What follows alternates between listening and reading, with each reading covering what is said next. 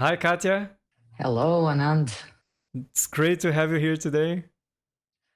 Thank you for having me. Yes, it's my pleasure. So, today my guest is Katya Scheinberg. She's a Coca-Cola Foundation Chair and Professor at the Milton Stewart School of Industrial and Systems Engineering at Georgia Tech. Katya's main research areas are related to developing practical algorithms and their theoretical analysis for various problems in continuous optimization, such as convex optimization, derivative-free optimization, machine learning, quadratic programming, and so on.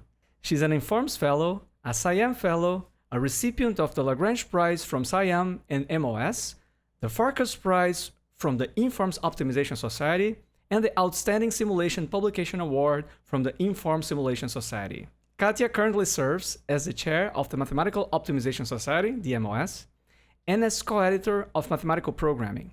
Her past service includes serving as editor-in-chief of Math of OR and as chair of the SIAM Activity Group on Optimization.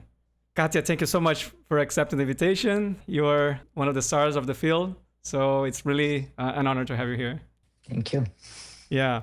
So let's start. You were born in the Soviet Union in 1971, and I must say that you look much younger than your age. And in which location exactly? I was born in Moscow. Right. And not sure where in Moscow specifically. Yeah, if you want to tell me. I don't think I know that or remember that. All right. So your original name is not Katya Scheinberg. I think in the US they say Scheinberg, right? But that's right. That's what I use usually. It's just easier for people. Yeah, but it's not your original name, right? That's right. Yes. So as anybody who read Tolstoy, Dostoevsky, you know that Russians have these patronyms, first of all, and really long names. So my full first name is Yekaterina. My patronym is Markovna because my father is Mark, so Yekaterina Markovna. And then in terms of last name, I was given originally last name Scheinberg after my father. And then 2 years later, my mother has switched her last name from her father's, which was vaguely Jewish, to her mother's last name, which was Shurabura, which was not vaguely, it was quite honestly ridiculous sounding name in Russian. However, it was not a Jewish last name; it was Ukrainian last name. So basically, my grandmother, who was Shurabura, passed it on to my mother. And then my mother was able to pass it on to me. These were the rules. You were supposed to pick, you couldn't pick any name you wanted, but you could pick from either parent. And so in order to conceal basically the Jewish identity, that was the way to do it. You could inherit one of your parents' last names, but you also could inherit one of your parents' ethnic origins, which was also written in the passport. So I was Ukrainian and I was Shurabura until I left and came to the United States when I became Scheinberg and stopped using the identity altogether. Right. And when did you change to Katya? Oh, right. That was also moving to the US. At first, in fact, I decided to put my name as Kate on all my applications for grad schools. And then I arrived to New York and I was called Kate first time. And I was like, that is weird. So Katya is, of course, the short for Yekaterina. And this is what I was called by all my friends and my family. So this is my name, but it is not my full name. And now it is my full name. All right. Very interesting. And where is your family originally from? Well, so yeah, my parents were born in Moscow, and actually my father's parents were born in Moscow as well. So we have quite a lot of roots going back to Moscow, which is unusual for Jewish families from former Soviet Union. But yeah, before that, I mean, I don't really know for sure. I mean, some from Ukraine, some probably from Poland, some from Germany. Last name Scheinberg is probably, Ashkenazi Jewish name somewhere from Poland or Germany, but I'm not really sure. Mm-hmm. And I think your great-grandfather or grandfather, they have some interesting backstories. Yeah. Well, I mean, my great grandparents were actually surprisingly, shockingly well-educated people. So my father's father was a lawyer. And he was awarded his law degree literally within days of October Revolution. So I'm not 100% sure what he did after that, because clearly becoming a lawyer and educated as a lawyer before the revolution was not very applicable after the revolution. But he was a shrewd guy, and I think he managed to. He died young, but he did reasonably well, I think. Then I had another grandfather who was a, kind of professor of dentistry. Another one who was Ukrainian. He was a lawyer, and I believe when moving to Moscow, so he was from Kiev, and then they moved to Moscow with the family in 1930s. He actually decided to requalify as engineer during Stalin times. Anyway, so there are a lot of interesting things in the family, but of course we don't have all day to talk Sure, about it. but he was originally a lawyer and then he became an engineer. It's quite a move. So that guy was something incredible. He was the Shurabura person. So he, as far as we understand, he had eidetic memory, and he was literally like some supremely brilliant guy. And he lived till 96. He is actually the only great grandparent I remember. Wow. And what can you share about your parents? So they met in Moscow University. As I said, they grew up in Moscow. They both went to kind of the specialized math high schools, as I did years later.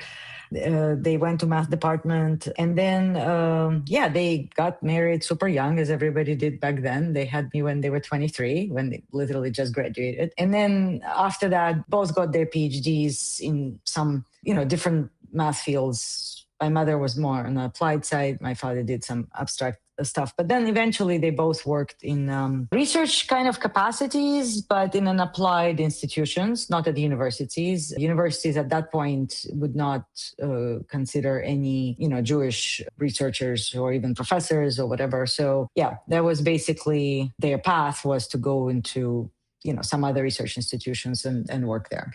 Mm-hmm. I mean, they're highly educated and they went to math. So yes, I'm sure that that had some influence on you, probably. Yes, it certainly had. Basically, math was sort of talked at home a lot, right? So it made me comfortable from the very beginning. And then, I went to some kind of math after school activities and things like that. But I did want to become a doctor because it was much more romantic, and I didn't want to just do what my parents do, right? It was too boring. But eventually, I changed my mind. Yes. Do you have siblings? No, I do not. It was actually quite common to have single children in Moscow at the time due to lack of space, I believe. Uh-huh. And what did your parents do for a living exactly? Basically, researcher positions in various form. The definition of them, of course, changed over years. But yeah, so I think their title was something like a scientific personnel, I think.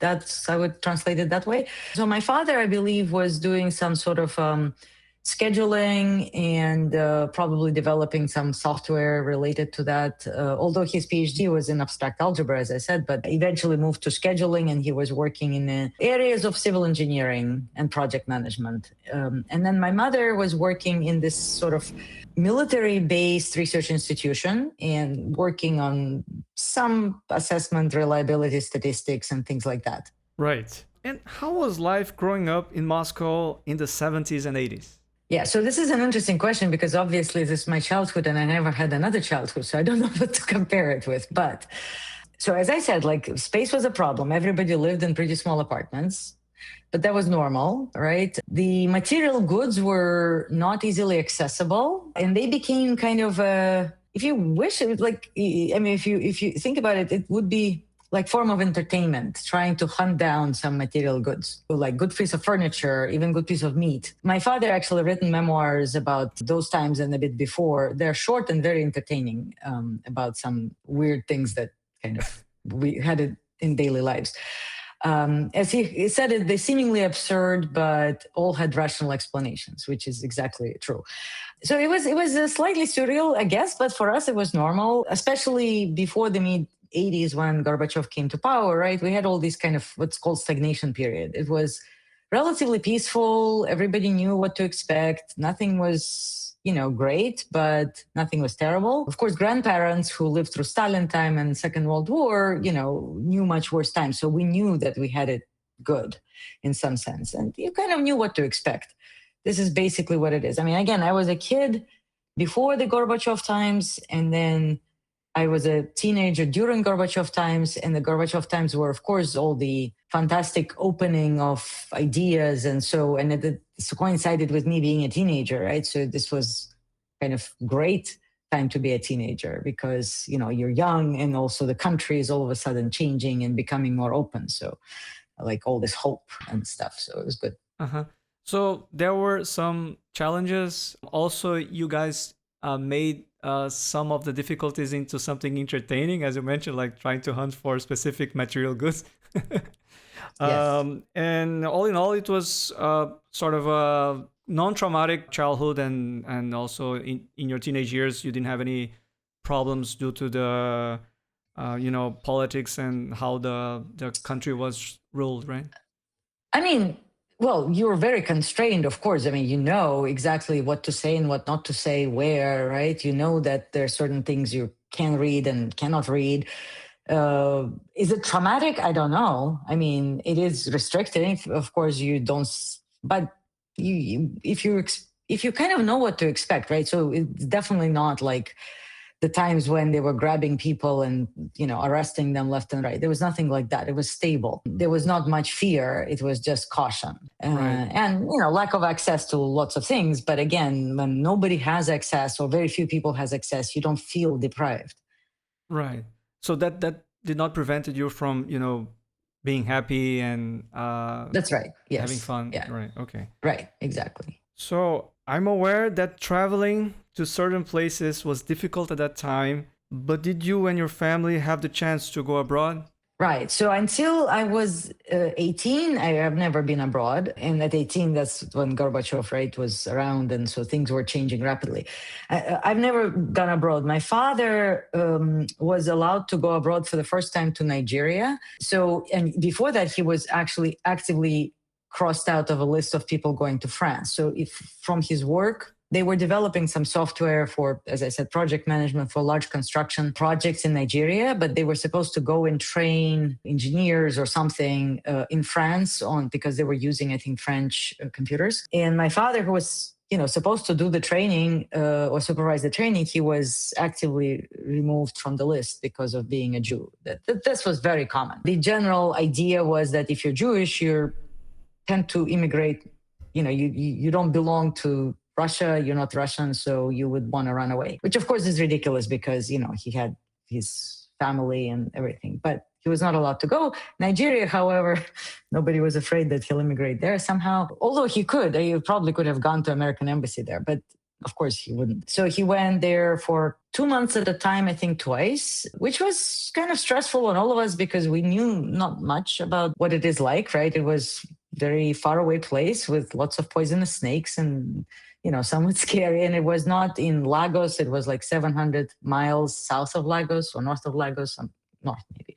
So it was, in the middle of nowhere, basically. And the only communication was by letters. So there was no phone. But it was an interesting exposure for all of us for like the life and for him too. Like we don't know anything about the Western world, and Nigeria is kind of part of Western world. It was not one of the communist countries. So anyway, it was interesting. And then, I went abroad for the first time. It was to Western Germany, which was definitely an eye-opener. Yeah. And what about vacation? Yeah, vacation. So we had different types of vacation, but the favorites one that lasted for years were to this tiny place in Estonia. So Estonia is, of course, was part of the Soviet Union at the time. And it was like slightly like a different country, actually, because, even the language, right? They were forced to learn Russian, but they spoke not so much or not so willingly. But it was beautiful place, very green. We were able to rent like a tiny house with 2 rooms, essentially, and a kitchen and a sauna inside. And then we lived there with basically 2 small families. So my parents with me and their close friends with their daughter. And so we lived there like for 6 weeks every summer. And then we would go forage for mushrooms and berries and fish in the lakes. And then when the weather was good, we would swim and relax. And we were part of a group of maybe like about 10 such families. that would come every summer from Moscow. And thankfully, the locals were okay with that. They didn't hate us. It was really like going abroad when you think about it. It was different country, different food, different life. And it was super relaxing and pleasant.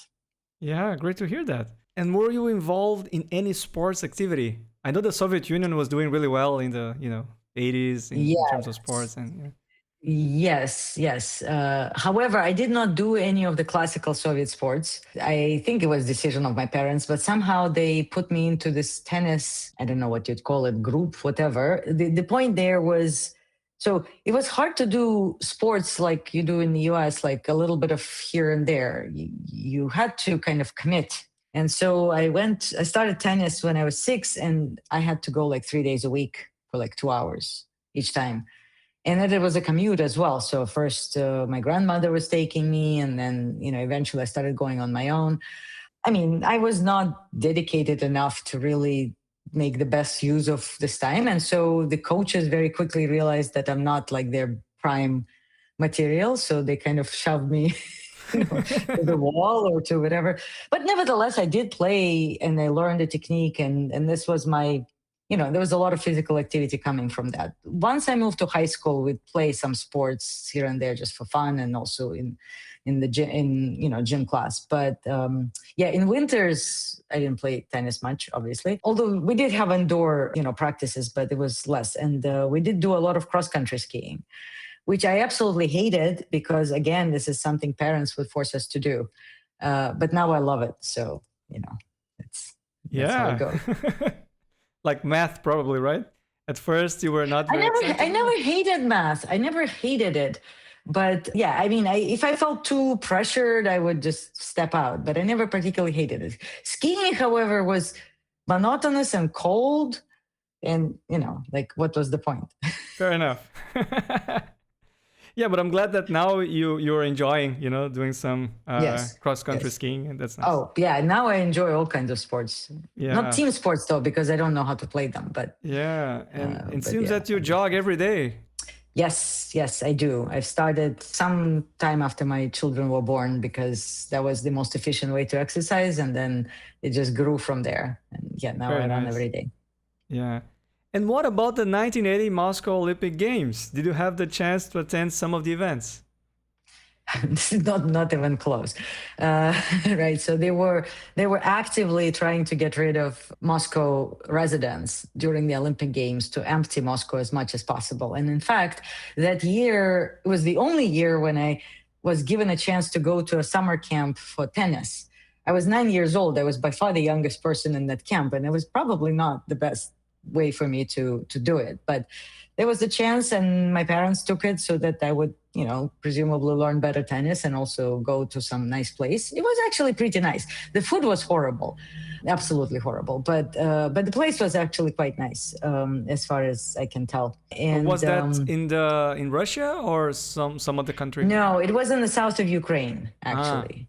Right. But of course, at the time, it was kind of one country. And so people didn't differentiate that much. But yeah, so I was aware that there were Olympic Games. We watched during that camp, we watched the opening ceremony on TV.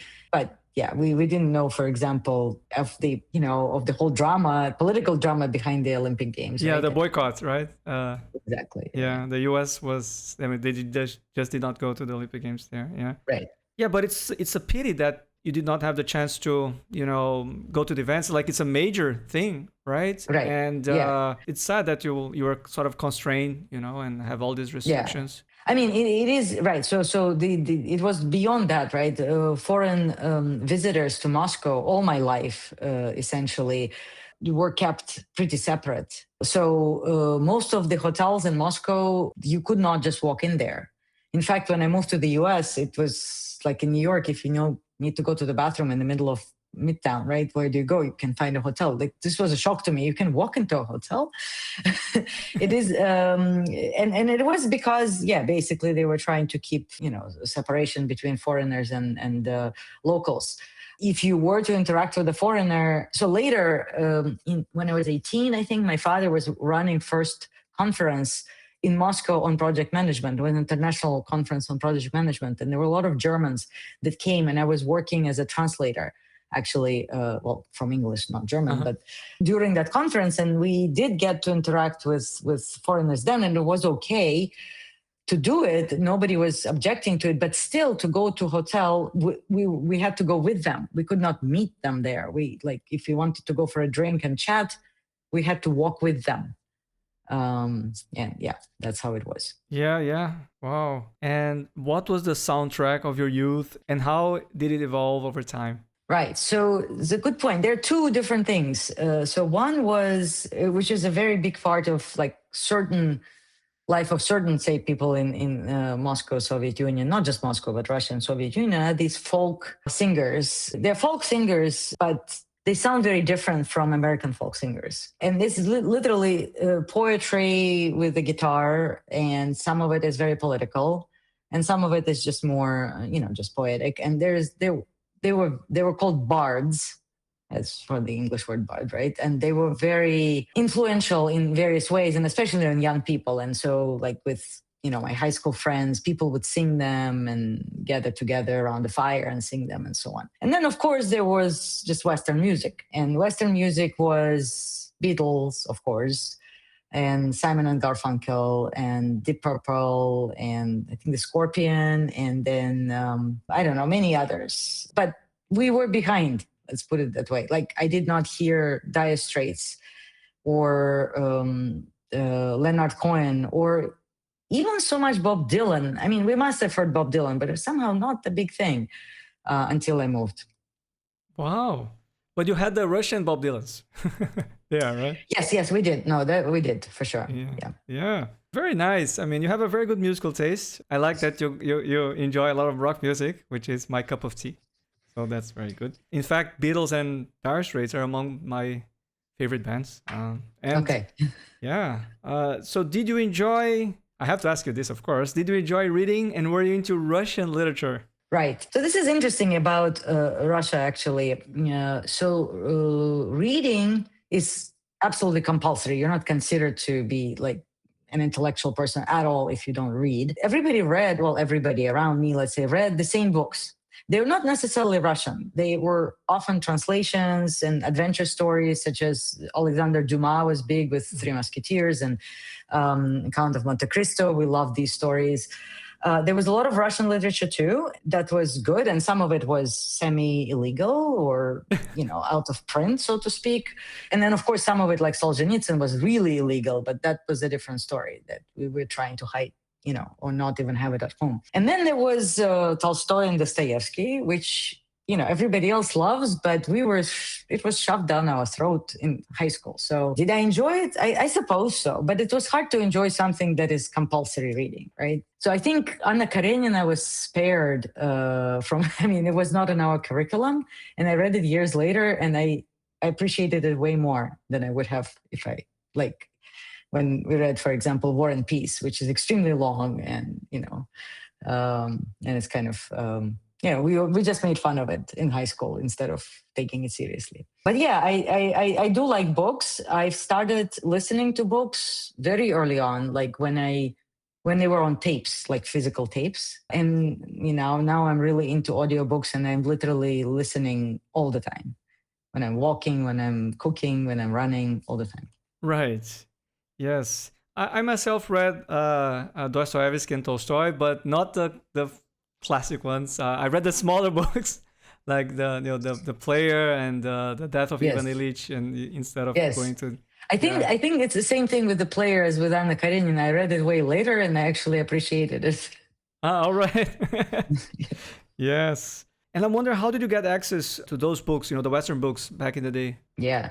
Well, Western books, some of them were actually in print, and actually Russian translations were particularly good because the authors that were not allowed to publish their own things, they were often employed to do translations. So they were really, really good. However, even those books, they would often be out of print. And so basically there were these semi-legal or completely illegal book fairs that would just gather in some park on a weekend morning. And people would go there with their books that they had maybe duplicates of and do exchange. So nobody sold or bought anything. It was always exchange. And I actually went once with my father. I was probably around 9 or 10. I mean, I didn't find it particularly exciting because, a whole bunch of men are standing and exchanging books. But it's funny, like, now thinking back. And then at some point, a police showed up, and then I didn't realize that they showed up. All I saw is like my father was running, and he grabbed my hand and said, like, let's run. And we ran away. I don't think it was very, dangerous to be caught, but it was just better not to be caught. And so, yeah, we took off. And I think police was not trying to arrest anybody. I think they were just trying to disperse the crowd. But yeah, this was interesting experience. But this is how we had a lot of books at home through basically this constant exchange. Yeah. Do you think this little experiences here and there that you were kind of forced to be exposed to made you a stronger person? I mean, stronger is an interesting word. Resilient, yes, maybe. Skeptical, for sure. Uh-huh. Yes, not necessarily good things, but yeah, definitely skeptical. Yeah, but by strong I mean not let your feelings, dominate your thoughts and things like that, because you have experienced so many things and you know that you can overcome all of that. So by stronger I mean something in this direction. I see. Yes. I'm sure my family would agree with you. Yeah. All right. Yes. And was it difficult to have access to Western movies back in the day? And do you have any favorites? Right. Yeah. Well, sure. So this is an interesting story because it actually shaped a lot of my sort of, teenage years. So when I mentioned my father went to Nigeria for a few months. One of the reasons he went was because he would be making his salary in these so-called convertible rubles, which were worth 10 times more. But more importantly, you could shop in special stores that were only for otherwise for party members. And the point is what the money he made during one of those trips for sure was completely spent on a VCR. And this was in 1984, which was probably one of his estimate was maybe there were 1,000 VCRs in Moscow. Moscow had 8 or 9 million people at the time, right? So it was not impossible to have a VCR, but it was very rare. And this opened up access to Western movies because people who had VCRs, not all of them, of course, but some of them, would gather in sort of this informal clubs and exchange movies. And then they would make copies of movies, and then they would actually get movies dubbed and translated. And my parents participated in it actively. My mother even dubbed a few movies with her voice. Really? Yeah. So this was a whole... at some point we had this production happening in our house. Then they would have to get a second VCR if they needed to do it, right, from somebody, and then they would bring it home. And then either there were some more professional translators who did this, and occasionally my mother. I think I might have dubbed one movie myself, but I don't really remember which one. And it was not a big one. Incredible. Because if you have equipment at home and you can do it. Random. It's kind of fun. Yeah. But anyway, the point is that we had the access to movies, and my friends would come over to watch them after school. And this was a big thing for me because I could share it with them, right? And then we would have people in our house all the time watching these movies, basically. It didn't open just as to what was out there, but also to the, to just having these gatherings and so on. So my favorite back then was Hair. The movie Hair. The musical? People know the musical. Well, it's a musical, but it's very different from the original musical. Yeah, I've watched it, I don't know how many times. I had to show it to everybody, all of my friends. Right. So that was the favorite one, right? Yes. I had other favorites, but this was, definitely Uh-huh. Yeah. Okay, so a story about Western movies and these VCR clubs, and also absurd things that had rational explanations. So here's an example. So my father had this friend. Basically, they exchanged a lot of movies, and he was accused, I believe it was him, or maybe another close friend of his. He was accused of keeping pornography at home, because he had Bertolucci's movie Last Tango in Paris. Now it's a explicit movie for sure, but it's a classic. So but pornography, it's not pornography. Come on. But pornography is the only way. So pornography was illegal. Having foreign movies was not illegal. So anti-Soviet propaganda was illegal, and pornography. It is definitely not anti-Soviet propaganda, but they try to basically go after people who would have a lot of these movies at home in various ways, and this was a way to go after this person. And so my father, he went for help to my grandfather's friend who was a lawyer, and then together they were trying to come up with a defense for this guy, how to show that it's not pornography, right? Because proving something is not pornography is kind of hard. So what they did is they discovered that Bertolucci was a member of Italian Communist Party, and Bertolucci is the director of the movie, right? So it is impossible that a member of a communist party would produce a pornographic movie. So once these arguments were made, the charges were dropped and the friend was let go. So they showed Exhibit A, and they proved by contradiction that was not possible. That's right. Very nice. That's right. Exactly. Yeah, we also had 2 VCRs here to copy at times. I did that myself, somewhere in the 90s. I understand that. Yeah. And so what do you think about movies like Rocky IV, which was released in 1986, where the Soviets were portrayed as the bad guys and Stallone was the hero from the US? Soviets were the bad guys. We also thought Soviets were the bad guys. We laughed at these things. They didn't offend us for sure. Now I'm laughing at it still, but I'm more like, what the hell, why are we still the bad guys? But that's what it is. What are you going to do? But it was sort of a propaganda too, right? Yes, of course. We understood propaganda very well. We did not believe anything, like everything was. And there were, by the way, movies which were kind of nicer to Russian people. I think we were more offended when they would show Moscow as like extremely grim, gray place where nobody smiles, which probably is what it appeared to a foreigner like, but it actually not what we thought about it, right? Okay.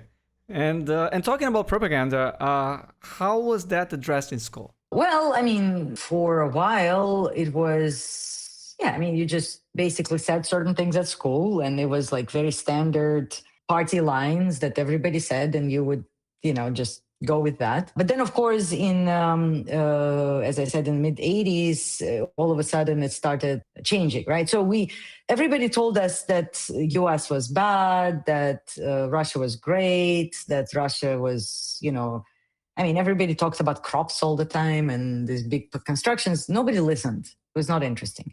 And then in 1985, all of a sudden things started opening up, and then things became interesting. Maybe it was more to talk about. And because I was also in the specialized high school where the teachers and the students were all kind of, quite anti-government, let's put it that way. We had more freedom expressing ourselves. But in the end, this was one of the best parts of my high school time, was when they canceled the history exam, which we all dreaded.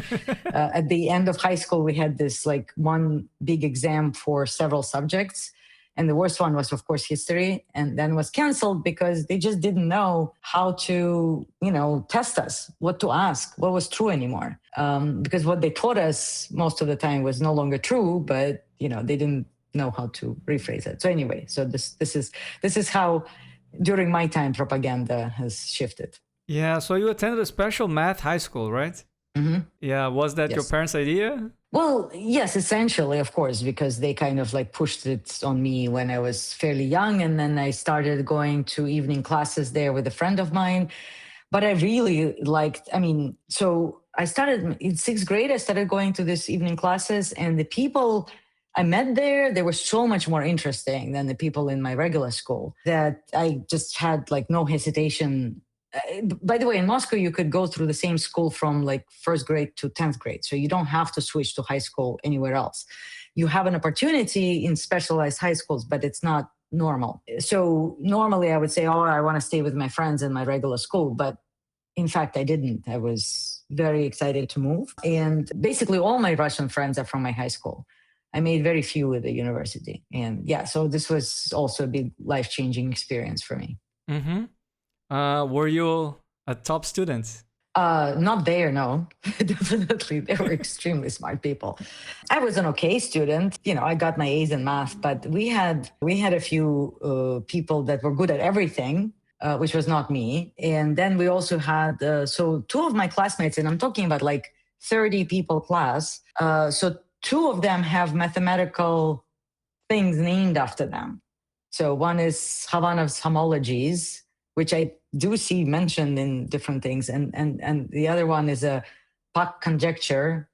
Actually, Pak, I've met him multiple times over the years, and he was, a friendly guy. I don't know, maybe his conjecture has been resolved at this. I don't know. But the point is that this is the level. Yes, I think I know partially the answer here, but I would like to ask this anyway because maybe there is something in there. Did you always want to be an applied mathematician? So, no, right. As I mentioned, I wanted to be a doctor, but that was not for any good reason. It was more like it just sounded as a cool profession, right? And romantic, helping people and so on. I was certainly not good in humanities. There was no way I was going to be anything remote with humanities, but being a doctor, science sounded reasonable. But then I kind of got exposed a little bit. In high school, I went to also evening classes in Moscow Medical School. So you enter medical school right away. You don't decide it in college. Like you had to decide at the college level. And so I went and, I didn't like the people there. Mostly, I think my main thing was like, do I like those people or not? I didn't like them that much, even though a lot of my friends later were medical students, but that's through different sources. But I didn't like those, and I didn't like memorization. I had to memorize too much. It was just not interesting for me. So one of my teachers in math apparently told my parents that it would be, when they said she wants to be a doctor, he said it would be a waste for me not to go into math. Now, applied mathematics specifically, that was kind of natural, I guess, because pure mathematics sounded too abstract and definitely not something girls would do. So girls would go do applied things and code and so on. So that's why I applied math. Yeah, but I think I made the right choice. Absolutely. And you began your studies in applied mathematics at Moscow University in 1988. Did you receive any money from the government to help you with your expenses? Yeah, so the system was basically you get a stipend, which was set, the numbers were set probably somewhere in the 80s or maybe even 70s and haven't changed. But of course, between 1988 and say 91, the market has completely kind of collapsed, and this money would not have gotten you anything. So, however, yeah, I was getting an excellent stipend, which was like 105 rubles. And the kilo of apples on the street, not in the store it would be cheap, but it was just not there. But if you wanted to buy a kilo of apples on the street, it would be 15 rubles. So 15 rubles versus 105, like kilo of apples versus the whole month's salary. So that was kind of funny. And you moved from your parents' house during your undergrad, right? Yes, I was very lucky because, normally the housing at the university would be only given to out-of-town students, and the Moscow students would stay with their parents. Which was not terrible, but we had these relatives that moved to Israel at the time, and their apartment stayed, and, they still kind of had it on lease or whatever. It was a government lease apartment, but still I was able to go and stay there.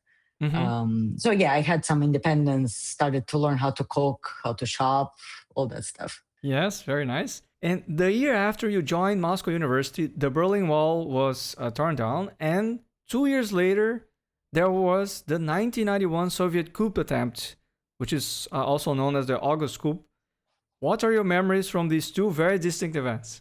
Right, yeah. So the Berlin Wall was really a bigger thing for the West than for Soviet Union, as far as I remember it. Now, we were aware, but it was, Western Germany was already, Eastern Germany even, was already like too far for us in some sense. Like things happened there, but it's still different. It's still a foreign country, right? So it was exciting to see, but it was not like a major change in our lives. So I think it was much more of a big deal for all the countries that were occupied by Soviet Union, so to speak, but they were still separate countries. Now, in 91 was a different story because first of all, of course, that coup, it was extremely scary. They rolled the tanks in. we thought that was it. We tasted freedom, and now they're going to take it away, and we're going to go back to the way we were. And we were all angry. We were extremely angry. Went to the streets. We, were protesting, but we were expecting, fire. Basically, we were expecting that they would start shooting. Wow. But they didn't, which was amazing. So after that was over, that was incredible, because everybody was just like, oh my God, this is over. This is really over. Soviet Union is gone, even though officially it wasn't quite gone right away, but it's gone. Like within 4 days or whatever, like 3 days, everything changed. And so that was really incredible. Like, economically, it didn't get better. It got much worse. But in terms of freedoms, it was extremely exciting time. Right. Yeah. And I remember the 1992 Olympic Games in Barcelona, where you have in Portuguese, we used to call Comunidade dos Estados Independentes, Community of the Independent States, something like that, right? That's right. Yes, exactly. You were like kind of trying to understand what the Soviet Union would, I mean, as we know, of course, things eventually, the problems develop, right? You force countries to coexist together. And of course, wars broke out, whatever, but it was later. In 91, it was like just the exciting part of like, okay, the Soviet regime is over. Yeah. That was the official turning point, so to speak. Yeah. That's right. Yeah. And how did you discover OR? Yeah, I didn't know what OR was really. Like it's, as in English, actually, it's a very strange, right? Nobody discovers OR until they take a course, basically, because they don't understand what that means. But I took this course in optimization. It was, I think, was it one semester or maybe the whole year? I'm not sure. And it was really cool. The professor was very cool. I really liked him. He actually went abroad to the US right before, and he learned some things from the US system of grading and exams, and it was completely new to us. But he was just a good lecturer. And really what he was teaching was convex analysis. It was very little to do with modern optimization methods, but I realized I like it. It speaks to me. I understand the concepts. Whereas before, most of the courses I've been taking were differential equations of all kinds and numerical methods. And I didn't particularly like them. I like the basic courses like linear algebra, abstract things, whatever. But when it came to numerical methods and differential equations, it did not speak to me. So. Right. And how did you meet continuous optimization legends Arkady Nemirovsky and Yurii Nesterov? Right. Yeah. Okay. Right. So Arkady was kind of a presence in my life in some sense since I was a kid, because my parents went to university with him, but my mother even went to high school with him, and they were friends. Yeah. They were high school friends. Your mother and Arkady Nemirovsky. Yeah. I mean, yeah. Right. Yeah. He was friends with his first wife, like very close friends. So they were definitely friends. But I mean, he had his own life. He was not in the group of people that we constantly hung out with, but he did work in the same lab, basically, with my mother. They worked on completely different things, but he worked in the same lab with her. And then they worked in the same institution, but in a different place, in this Moscow Mathematics and Economics Institute. And so they worked there in different labs at that time. However, of course, they knew each other. And I wanted to go and make some extra money. As I mentioned, my stipend was not so much, so I wanted more. And in my mother's lab, they were doing something that was not part of the official, I think, business. They hired young people to type a whole bunch of LaTeX materials to produce some kind of dictionaries, scientific dictionaries and things like that. And I wanted to make money, so I asked can I possibly, of course, my mother was not hiring, but her boss was hiring. And I asked, can you ask him if they would hire me? And then Nemirovsky was just there, happened to be there. It was some kind of lunch gathering in a lounge. And he said, oh, no, she shouldn't do that. She should come work with us. And I was excited because, of course, this sounded way more interesting and better and like flattering, extremely flattering, right? People want to, me to hire as a research assistant. Now, the salary, on the other hand, was way less. It was like 8 times less than I would have gotten typing this LaTeX. But I was smart enough to say, yes, I should do that. And I was not in great need of money. I just wanted to make money. It was fine. So I ended up working in the lab, and Arkady and Yurii, they were in the same lab in, so this is a small room with 4 people, constantly smoking, those times. And so this is how I basically met them and how I ended up working on continuous optimization, basically. Did you know at the time they were big names? I had zero idea. I just understood that they were very smart people that I should try to listen to, but I had no idea. I didn't even know what famous meant, right? Because the famous people in Moscow or in Russia that were doing science were either dead or party members, right? But being famous is because of you produce some good ideas was not something that was that commonly known to me as a student. I mean, obviously there were people like that, but do you think that probably helped you feel less intimidated, or? Yeah. For sure. I mean, for sure. I would have probably not even tried this if I thought they were famous people, right? Yeah, that's very interesting. And how was the experience of collaborating with Arkady Emirovsky? Right. So it was quite funny in a sense, because I was extremely clueless, because as I said, I learned convex analysis, but I didn't really learn modern optimization of any sorts, or the questions in optimization. Many things were missing. So I came, and then the first thing Arkady asked me to do was to implement some one-dimensional kind of global optimization method that he was thinking about. And I did, and it worked, and he was very happy. And then he had to go to Israel for a month or two.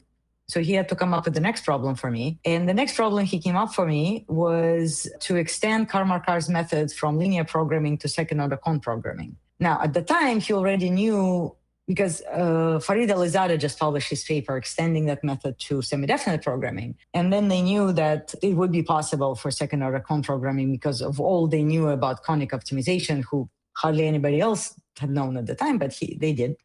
So he told me, do that. But of course, the level is the first task was something worthy of an undergrad. The second task is probably too hard for a PhD student in general. So, and I didn't know anything. And he left.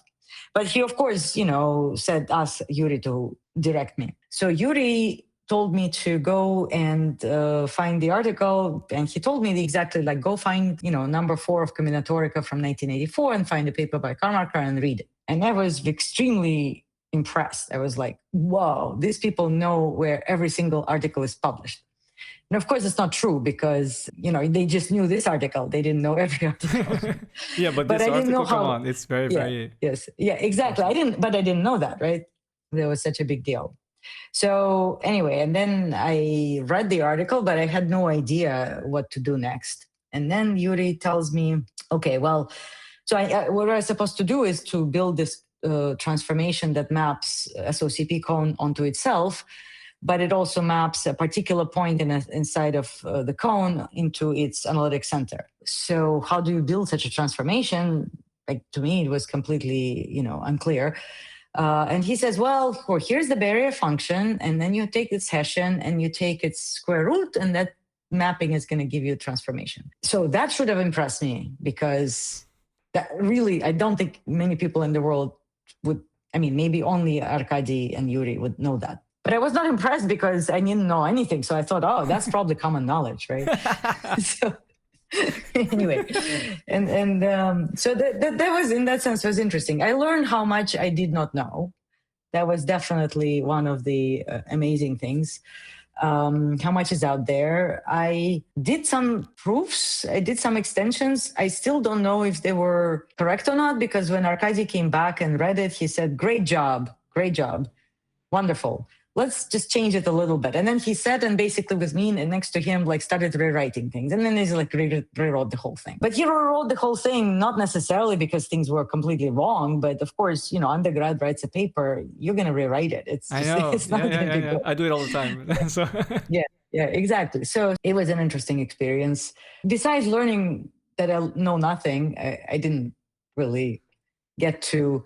Yet I didn't have enough time to really kind of learn the big field of optimization that kind of happened later. But it did essentially got me into grad school. Right. So that was around 1991? Right. Yeah. I was working with them in 1991, and I was applying to grad schools at that time. Arkady wrote me a recommendation letter, which I didn't know would matter so much, but it obviously did.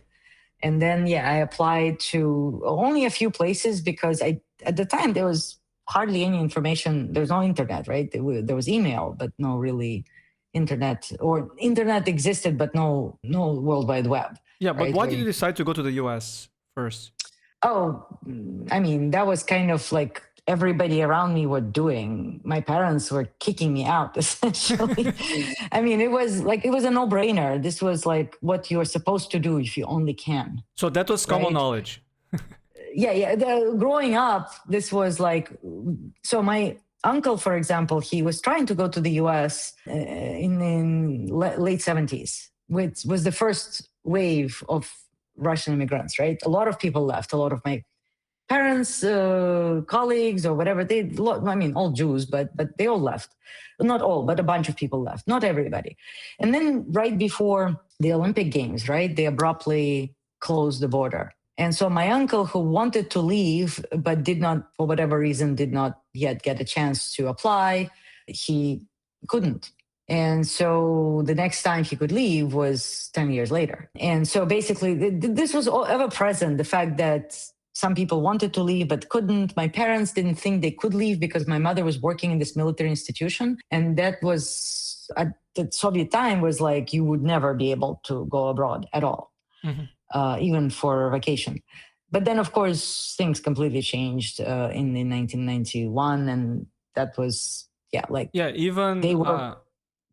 Arkady and Yurii left. And then I just interviewed Ronnie Bental, and he was the responsible for taking Arkady to Israel. That's right. Yeah, exactly. They started going for temporary things, and then absolutely, people started basically going. So everybody who could go would go, and I was told that I can apply to grad school without finishing my 5 years. So 5 years at Moscow University gave you a master's degree, but we didn't have a bachelor degree. So 4 years gave you nothing, like officially. But I was told that I can apply with only, not after 4 years, but like in my fourth year and get admitted. And that was not a given, actually, as it turned out. Applied math departments would have known that, but OR departments did not know this. And so you did not finish your fifth year? I did not finish my fifth year, yes. So that's right. I'm a college dropout.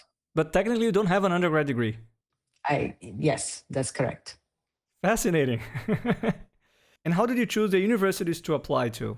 Kind of randomly, to be honest. So I physically wrote to a bunch of them and got the application forms, right? And then, for example, MIT had a very confusing application form where there was no department, but a center, and I didn't understand, and I just didn't apply. Columbia had, on the other hand, very short application form, and department chair was called Goldfarb, which was we had a textbook on physics with that name, so it sounded familiar. Literally, it was that stupid. Some other places I applied was Johns Hopkins Applied Math, Maryland Applied Math, just because they were applied math, I guess. So Princeton Applied Math. So I applied to like 5 or 6 places only. And then Columbia was optimization, or OR, right? It was kind of closest. I don't know if I particularly wanted to be in New York. I mean, you would think that I would want to be in a big city after growing up in a big city, but it was not necessarily something I thought about. But it was an appealing thing, I guess, because my friends were there. A bunch of friends were there. I also went and looked at some, U.S. World and News Report in a foreign library in Moscow, and it was ranked highly, so I picked it. But you were rejected at first, right? At Columbia. Yes, correct. Exactly, right. So they rejected me because I did not have the degree. I was not anticipating a degree, and also because I didn't pay application fee because I couldn't afford it, and I never paid application fee to anything. But I don't know, it was somehow mentioned in the rejection letter. But it was not a rejection letter. It was the letter from admissions office. But they still passed my application up to the department, and Don Goldfarb, who was viewing the application, he was the department chair, and he was overseeing everything as far as I understand. So he looked at the application and he said 4 years of math should count, and that should be enough. And I mean, he single-handedly made the decision to admit me, basically, and of course he understood Arkady's recommendation letter, right? Which again, not many departments would not know who Arkady was, but he did. And then, so this was definitely a very lucky, particular serendipitous decision. For him and for me, rather. Yeah. Mm-hmm, absolutely. And did you have any trouble adapting to the life in New York? Yeah, so I mean, I guess I was expecting trouble, so I don't feel like I had any, because it was so much easier than I thought it would be, because I was at grad school, so I had a purpose, I had things to do. I was a student, I knew how to be a student, right? I take classes. It's in that sense easy. Life is easy in terms of access to things. I did have friends in New York, so it wasn't, and immediately in grad schools, you kind of make friends as well. So yeah, it was surprisingly easy. It was a big city, and I liked big cities, but it was much easier to navigate than Moscow in various ways. Mm-hmm. But did you face any type of prejudice? I don't think so. It's kind of hard to say. I mean, traveling later inside the country in more sort of, Midwest places, whatever, you feel like people are surprised that you speak English, and there's a little bit of but they're very friendly, but they definitely treat you as some other person, right? For example, there was no anti-Russian sentiment, which I find interesting now, looking at the time, it was natural to me, right? We all hated Soviet Union. They did, we did. So it's, we should be friends. But now I understand that people are coming from Iran, for example, right? They face prejudice, even though they hate the regime as much as anybody else, right? So it's interesting, but I think it was okay. Getting completely pigeonholed or fit in is unclear, because when you come as a Jew, but as a secular Jew from Soviet Union to New York, right? You kind of are you a Jew or are you not, right? Because the Jews in New York, they practice, right? And they didn't. So that took a while to adjust, but there's still also secular Jews in New York as well. So that was also fine. I think things were less polarized in those days. So maybe that could have helped you in a way. For sure. Yes, for sure. That's true. True. Things were much smoother and easier. Yes. And what are the main differences between Russian and American styles in academia? So I don't even know if I can speak for academia in Russia, because literally the academia that I saw was Arkady's and Yurii's lab, right? Where they generate these amazing ideas in very meager, circumstances, basically, right? It was all intellect and no reward. Whereas, of course, in the US, there is a much more sort of, you work, you get paid, you get recognition, you get students, you have basically an award for everything in the US, right? Yes, exactly. It's completely different. I don't know how to really compare. So being a student was very different, because I was just one of the 400 undergraduate students when I was in Moscow, and I was like a nobody, essentially. And then all of a sudden it's a small department, Columbia, that I joined. So we were just a handful of students, but all of a sudden we were like people whose opinion mattered. People spoke to us, professors spoke to us. They treated us with respect. But of course, it's also because you're a PhD student, right? It's different. I mean, I don't think undergrads get the same attention. So I found it fascinating. Mm-hmm. What about grading? Did you find any specific differences? Well, okay, it's completely different, because our exams in Moscow were oral exams.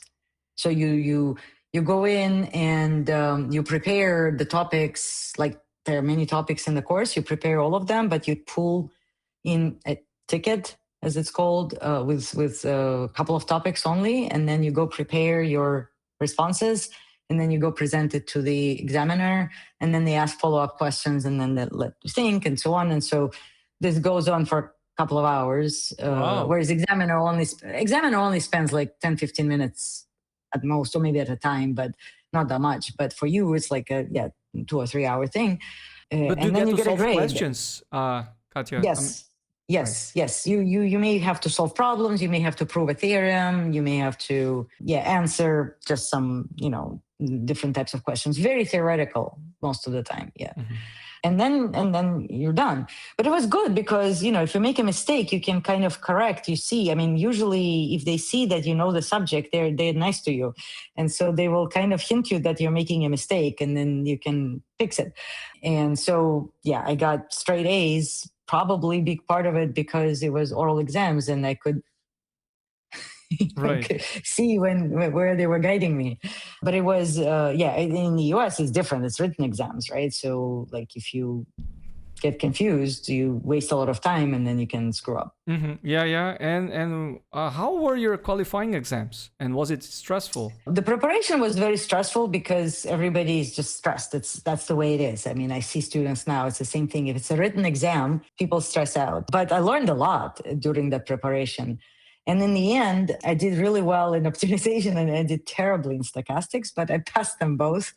I guess I passed stochastics just barely, but I passed them. And that was that. Right. And what did you begin working on in your PhD? Right. So it took a few, well, I wouldn't say false starts. It's natural, but kind of false starts. So my first summer, Don gave me some things to work on and extending some ideas to quadratic programming from linear programming. And I think eventually some of the ideas carried over and I could have pursued them, but I think I didn't have enough machinery in just my, ability to be determined to push certain things, right? And certain proofs or whatever. So I was not sure that where I was going made sense and how to go about it. So that was summer. And then I think Don, maybe he was not probably around that much that summer. He came back and then he gave me another problem, which was much more concrete. It was basically, there was a paper on augmented Lagrangian for equality constraint, nonlinear optimization. There was a paper for barrier methods on inequality constraint. And he says, well, what if we have both? Let's put these two methods together, right? So this was way more straightforward because you already have proofs for one, you have proofs for the other, and all you need to do is just how to combine them properly. So I worked on that, and then I didn't have a paper yet, but I had the results. And then he suggested I go and present so this was the end of my second year, which was 94. Right. And this was the first ISMP in Ann Arbor, right? Mm-hmm. And I have presented my work there. Was it your first experience at a conference? Yes, it was definitely my first experience at a conference. And that being ISMP was kind of intimidating, especially because, I saw in my talk, I never met them before, but there was Andy Kahn and Philip Twant, for example, who I knew had a book. They have multiple books now, but back then they just had one book. But I recognize their names from book I think I've seen on Don's desk. And then and there's some other people with famous names. Anyway, and I think I was also extending some of their work. So that was even more intimidating. But then there was this other person, Roman Polyak, who, not Boris Polyak, but Roman Polyak, who was in the US working on optimization. And it was barrier methods was his method that I was extending. So he actually suggested we collaborate. So we wrote the paper together in the end. And so basically, during that time, we collaborated, in the beginning of my third year, I suppose, we just wrote that paper. So that was the first paper of your PhD? I know. It actually didn't go into my PhD thesis. Oh. I don't think so. At the time, I thought, it was my first paper during my PhD, for sure. But it did not end up in my PhD thesis because it was kind of off topic in the end. Right. And for some reason, I thought that my PhD thesis should be somehow coherent and topic. Yeah. And maybe we forgot to mention that your first journal paper ever was due to that work with Arkady Nemirovsky, and it was published in Mathematical Programming. So nice debut. That's correct. Very, and very actually, nice. Farid Alizadeh was kind of berating me later for never having given talks on that paper because I was too young and clueless, and Arkady, I think, had way too many other things to talk about. So we literally never gave talks about it, and some people didn't even know we did it. Yeah. But it was the first publication on second order programming, I think, right? Not but bad. Of course it's sold. Yeah, but it was really, mostly due to Arkady, right? It was maybe the fact that I was around made him want to do it, but Yeah. But anyway, also, I think it's important to clarify to the viewers and listeners that your PhD advisor, Don Goldfarb, is one of the legends of the field, and he's the G in the BFGS algorithm. That's right. So I think that's an important observation. And so you reconnected with Yurii Nesterov in Belgium in 1994, didn't you? That's right. Yes. So basically, my current husband, we met in grad school, right? So at the time we were dating, and then he was a couple of years ahead of me, and he graduated. I mean, I should probably mention his name, Oktay Günlük. A lot of your listeners would know who he is, but they know it anyway. So he graduated earlier, and he went to do a postdoc at CORE with Lawrence Woolsey. And I was just going to visit him for a couple of weeks, and Yurii was there. So naturally, I went to talk to Yurii. And, we were like, there was no agenda as far as I remember.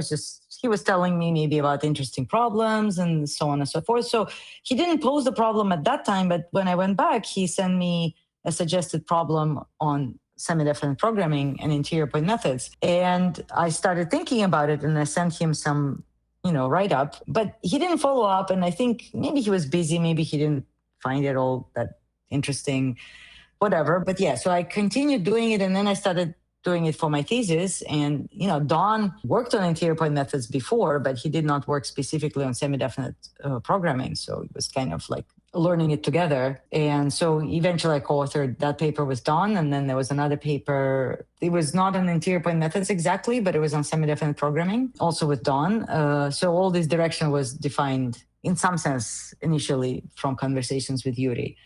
And then the last paper in my thesis was, Don gave me the problem. And there was also an interior point methods, but it was on linear programming. And there was a lot of coding involved, but then eventually it evolved into theory as well. But yeah. Interior point methods in those days, especially for linear programming, was, a big deal and very popular thing, right? Yes, exactly. And so that's nice that Yurii gave the direction, and that led to a couple of nice papers with Don Goldfarb later. So that was good for you. Yeah, sometimes, collaboration doesn't mean that you have to be co-authors, right? Just, exchanging and having some ideas. Yes, for sure. Yes. Mm-hmm. I mean, every time he would speak, I would just sit and listen and try to, absorb everything he says.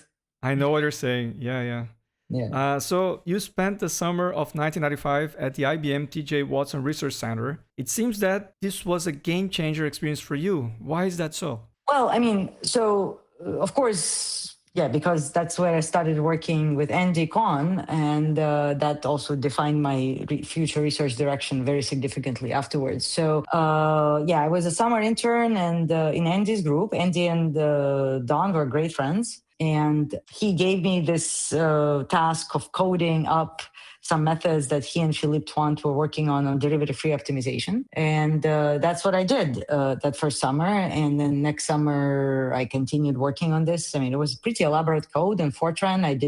I was not much of a programmer at the time. So, developing everything, kind of all the, proper implementation, linear algebra, all that stuff, right? Everything. That took a while. And in the meantime, we were also developing ideas for algorithms and all that stuff. And another thing that happened is I learned how to sit straight for 8 hours and work. I actually have not done it before that, but because IBM is outside of New York City, you go there and then you sit in the office for 8 hours, right? And so it's not much else to do. So this was also a life-changing experience. Yeah, so you became you became a better programmer at IBM then. Yes, for sure. But also, so it was kind of in parallel, because what Don gave me this problem, he was coding for interior point method, and I got a code that I needed to modify. The code came from Sanjay Mehrotra. Mm-hmm. And that code was in Fortran 77 with names that were 6 characters, and I had to decipher what these names meant.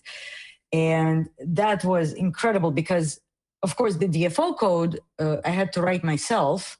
So whatever I did badly, And, it didn't necessarily, I didn't learn good practices from coding myself, but I did learn good practices or important things from Sanjay's code.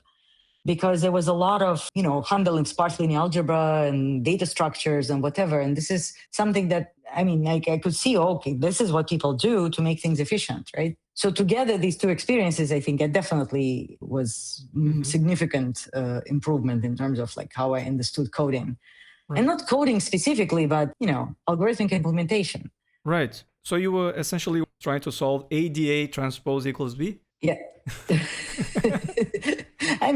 Yes, essentially, right. That was exactly what we were doing, because Don's idea was that if so in A matrix, if the few columns are dense, you have to handle them separately, right? And this was known, of course, because otherwise ADA transpose is very dense. But the way to handle it that he came up with was different, and it was handling through sort of extra Cholesky factors, which were kind of ingenious. And I learned, everything there's to know about Cholesky factorization through that experience. And then we later had some very interesting theoretical results that came out of this. And then they were extended for second order cone as well. But it started as purely, linear algebra routine implementation. So at that stage, you already had experience working with second order cone programming, semi-infinite programming, derivative-free optimization, then going through all of this, interior point method. So you were, having this very good background. And one particular topic, which is derivative-free optimization, I would like you to please give a brief explanation on it and why you fell in love with the topic. Also, I would like to learn more about. Right. So, okay, so the way I give a lot of talks on the topic, obviously. So one of the examples I give, which is something I actually worked on and it was pretty cool. So imagine you have 2 3-dimensional objects of strange shapes, and you want to align them in space so that their volume of intersection is maximized, right? So you can imagine the parameters. So one object can be considered fixed, but the other can move along some vector and then rotate and so on. So there are 7 variables to be defined. And you're maximizing some function. Function is the volume of intersection. How do you define the volume of intersection of strange objects? Most of the time, it's numerically computed, right? So it has to be numerically computed somehow. And this colleague of mine at Lehigh had an algorithm to do that. But this algorithm works through discretization of space. So you can compute it approximately, but you can definitely not compute any derivatives because these derivatives don't even exist on any particular approximation. So this is your typical application of a derivative-free setting where you have, it's often called black box, but I actually don't really like that name because not everything is black box. It's just that you can only compute a function and derivatives are not computable somehow. So what do you do? I mean, we know we can work with functions by using gradient descent, but what do you do here? So the reason I liked the topic at the time, because the methods we were using, they were variants of the ideas came from Michael Powell, who was, extremely well-established numerical analyst, optimizer, and so on, right? And the methods were quite ingenious and very elaborate. And I wanted to make sense out of them. They were really cool methods, and they involved all kinds of complicated mathematical structures, such as polynomial interpolations and so on. Just making it all work sounded cool. Another interesting thing is that the idea was that the function values are so expensive because the application Andy, for example, was interested in, was also John Dennis was interested in that. Came from aircraft design on companies like Boeing, right? So they have these complicated simulators and then IBM had applications for that as well. So there's a simulation that runs maybe half an hour to compute one function value, and that's like cheap. So compared to that, all other things that you do are cheap. So you're working with smallish dimensions, so you can do other things. You can do different things from your typical optimization because it's cheap compared to one function value. So like you can optimize polynomials, you can do all kinds of stuff. So that also was very interesting. I found it elegant. I found it kind of novel, interesting, and and I still do.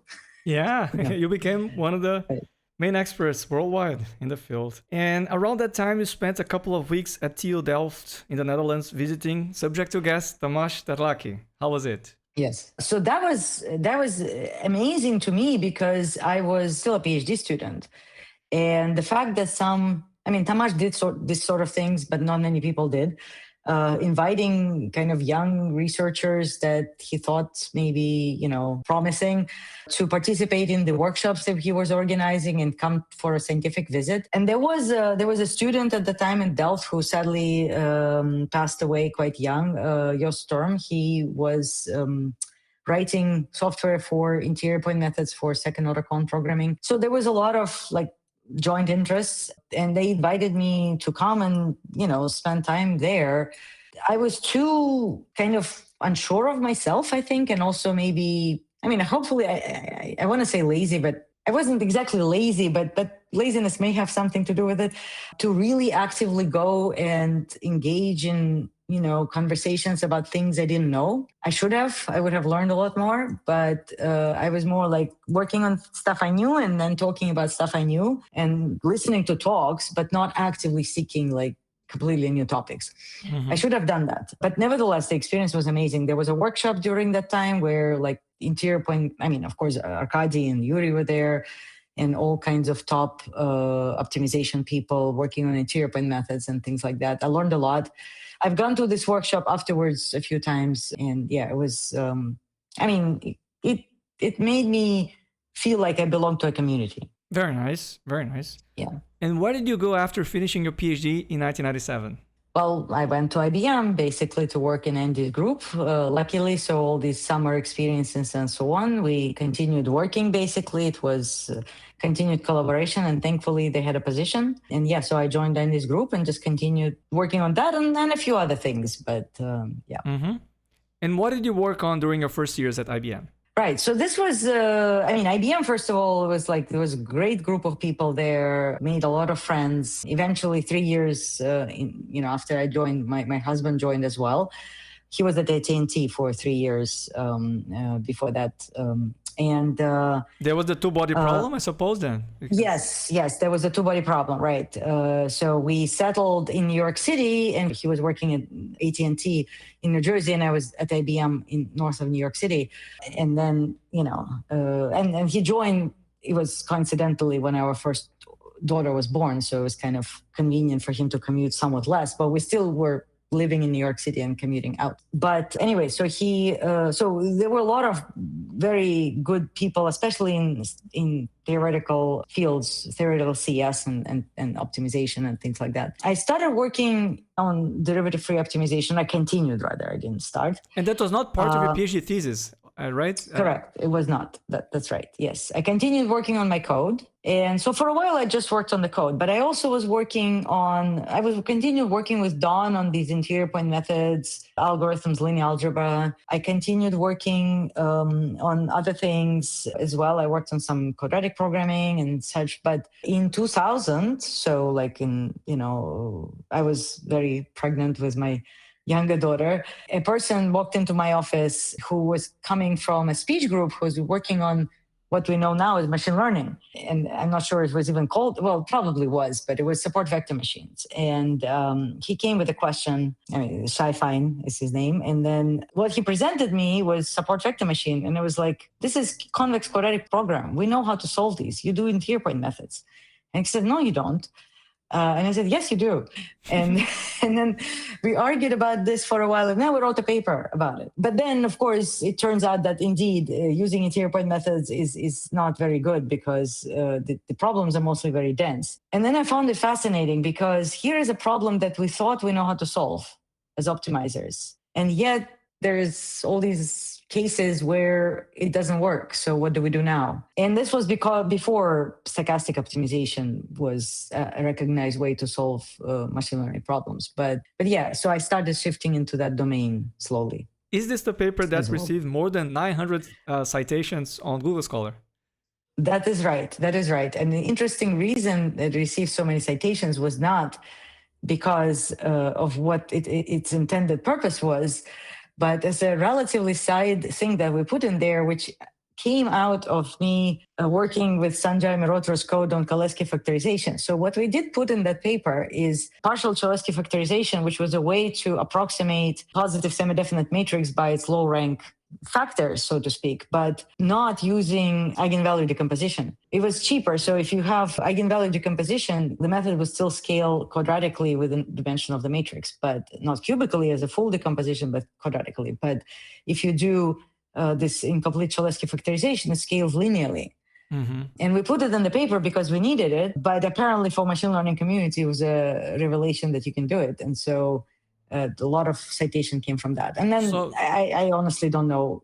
After that, I guess people just cite your paper just because other people have cited it. Yeah, I understand. So the paper appeared in the Journal of Machine Learning Research and is titled Efficient SVM Training Using Low-Rank Kernel Representations.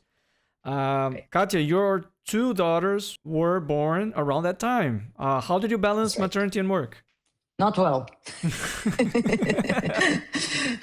Not well. I mean, we were super lucky because, so as I said, my husband started working at IBM just when our older daughter was born. And a year later, well, a year and a half later, we got a spot in the daycare that was on the IBM premises. It was a new thing. They were just opening it then. And so she was able to attend IBM daycare.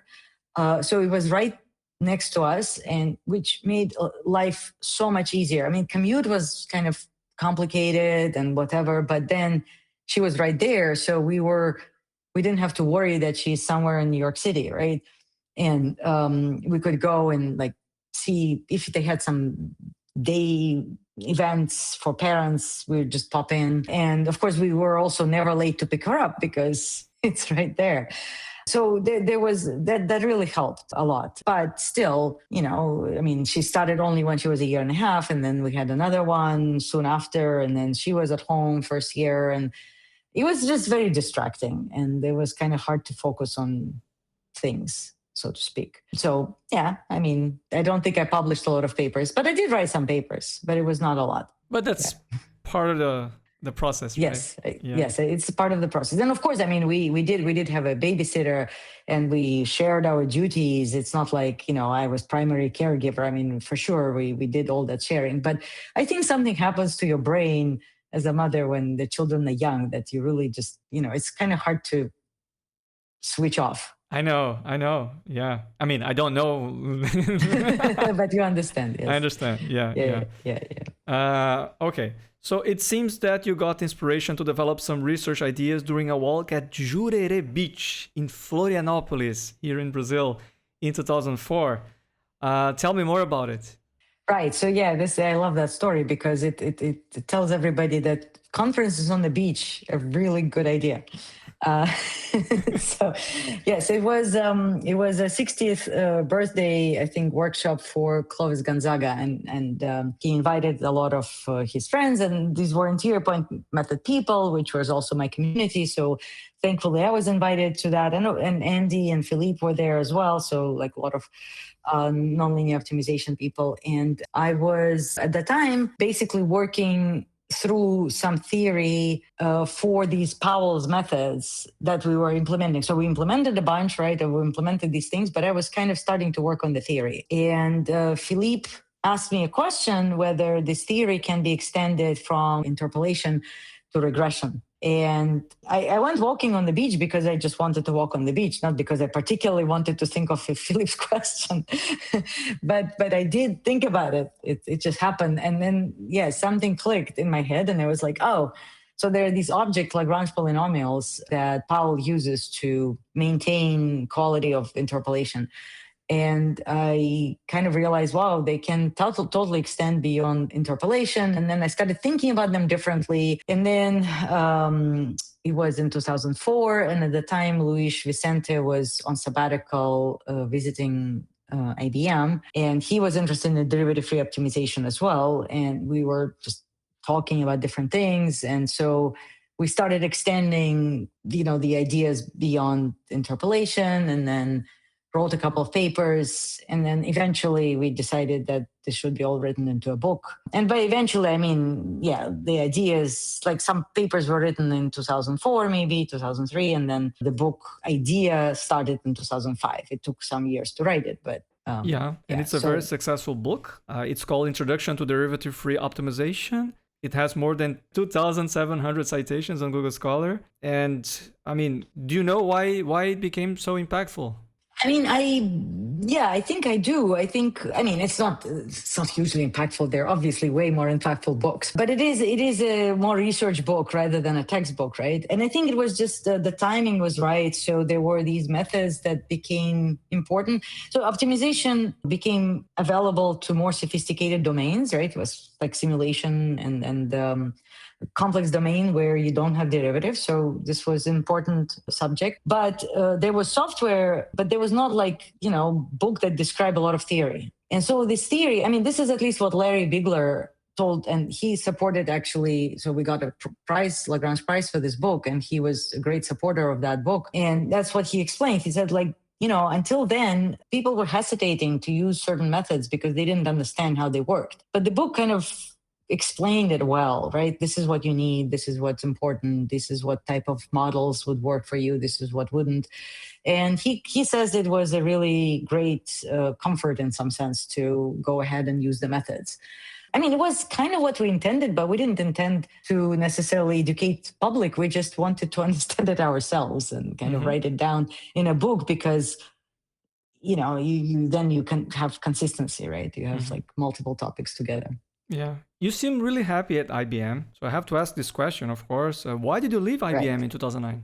Yeah, I was made to leave. It was not exactly by choice. I don't know how long I would have stayed the same, like happy as I was, because things have changed slowly. So Andy was my manager and we collaborated a lot together, but then he was no longer manager after 5 years of me being at IBM, and he started working on different things and I was working on different things. And then, it was kind of hard for me at some point to define where I belong at IBM, maybe, because more and more emphasis was on, sort of applied projects, which I was happy to do, but I couldn't find exactly the ones where I would make a better difference than somebody else.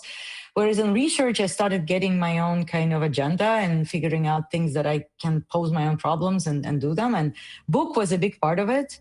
So a lot of work went into the book, and IBM management did not think the book was worthwhile. They thought it was, just putting things together that already existed, and what's the point, right? And why should I waste IBM time writing this book?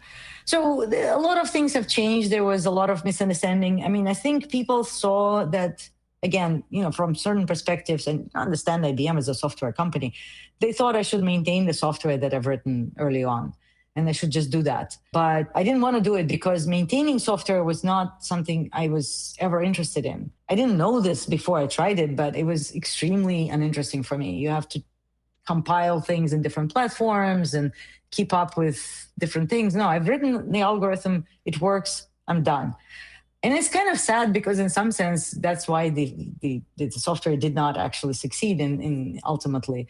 But it was just not something I was interested in. And yeah, I mean, I was trying different things. I was working with different colleagues on different machine learning problems and other stuff. But yeah, there was, I think, some disconnect between me and, let's say, management. I was very shocked, however, because I had a good year and I was given low grade for that year for no particular reason with no explanation. And then the next 2 months later, layoffs came around and everybody with that low grade was laid off.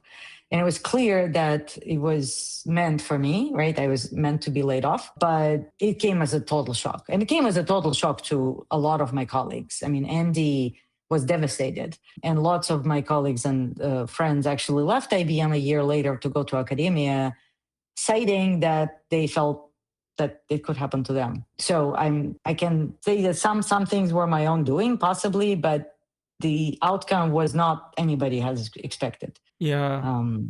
I'm sorry to hear that, but maybe that was for the best, I would say. Yeah. Yes, but I still would not grant the wisdom of this decision to.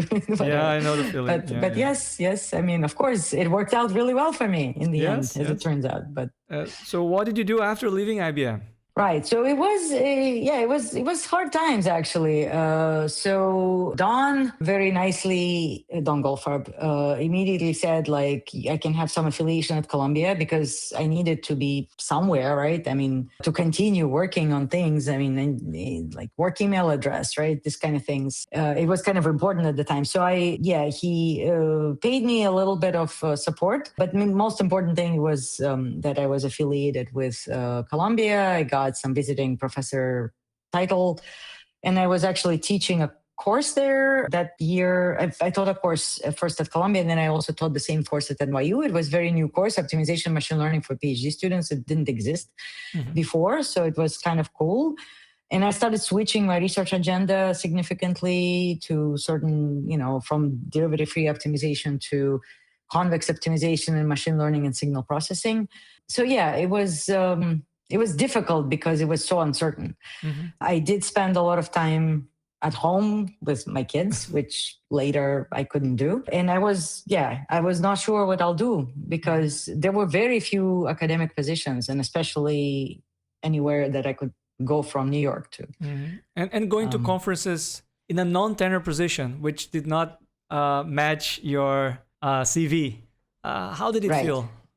Yeah. So there was a particular conference in 2009 at SMP where it was shortly after I was laid off, and people knew that. I mean, it's not like people didn't know it, but it was like I had no prospects at the time, no clear prospects. So it was very awkward. I mean, a lot of people who were not close friends, I wouldn't say they purposefully avoided me, but I think they were a little conscientious about the fact that they didn't know how to talk to me. Yeah, so it was, and I didn't want to talk to them either because I was embarrassed.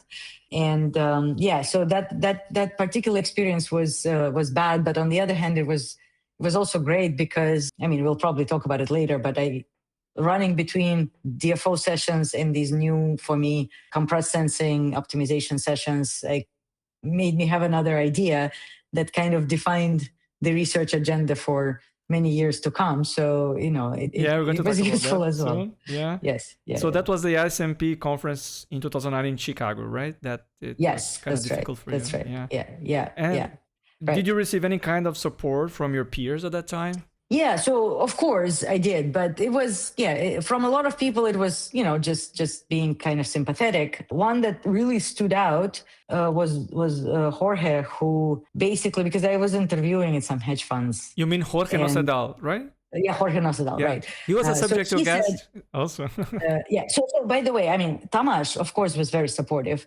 And Tamás, from very early on, even before I was laid off, he didn't know that was coming. He kind of told me that he may have a position because he became department chair at Lehigh in 2008 and he negotiated some positions. But for me, it was supposed to be not a junior position, but like a more open rank. And so he said, it's not going to be immediate, but it may happen. And he kept on saying it may happen. Yeah, but it's like, there was no guarantees, right? And I was super worried that it will not happen. And there are indeed no guarantees, and there were no other options. And to be fair, Lehigh also was kind of far away from New York. So anyway, I started considering things like hedge funds, and then which would not have worked for me. It would not be at all something I could do, I think. But Jorge came. He was visiting Columbia, and he talked to me, and he says like, "Do not give up. You do not know what it looks like on the other side." And what he meant is like from the people who are hiring, right? Which was, important. So he gave me some hope that I'm not a complete, lost case for academia. So, and the thing is, like when I was at IBM, I was not publishing a lot of papers. It was just not my style. I was publishing whenever I felt like something was ready, but there were a lot of projects I started and didn't pursue because I didn't have students, right? And so there were a lot of things left undone. So my publication record was not actually that great. And so I was seriously concerned. But yeah, Jorge definitely encouraged me. And then, of course, Tamás delivered on his promise. The position materialized eventually. Yeah. And Katya, I think it's important to acknowledge that you had outstanding people backing you up in one way or the other. Don Goldfarb, Jorge Nocedal, Tamás Terlaky, come on. Yes. They're, Yes, and Arkady. Yeah, Right. yeah. But I mean, in that specific period, I mean, In that specific period, yes. I mean, I'm sure Arkady was also very supportive. I think he told me, and he still tells me, that it was a big mistake to go to IBM. I should have gone to academia to begin with, and that was that. Yeah. And actually, for me, it's quite difficult to picture someone like you. I mean, someone of your caliber, without a formal affiliation while attending a conference. I mean, you had affiliation from Columbia, but it was not like the permanent one. Right. But these things happen. I mean, and sometimes they help one pursue a promising path that was not originally planned. And fortunately, that was your case, wasn't it?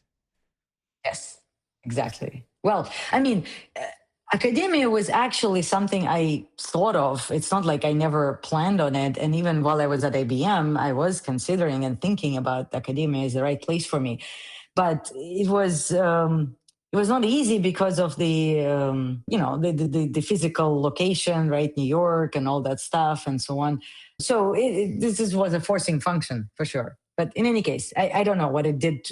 Whether it made me work harder in the end, this experience, I'm not sure. Maybe academia was just always the right fit. But yeah, somehow. Yeah.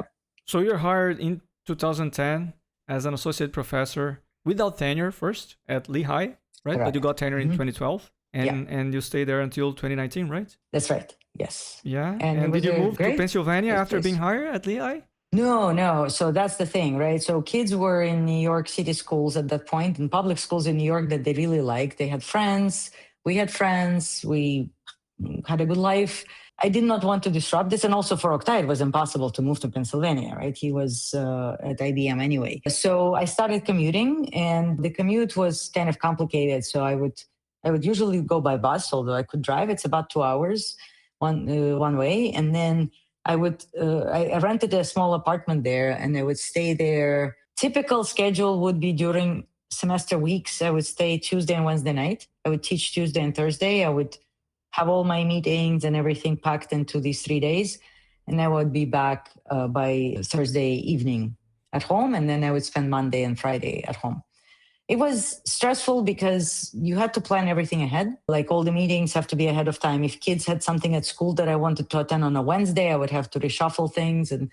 But it was okay. I mean, it was okay. It was doable. Yeah, I understand.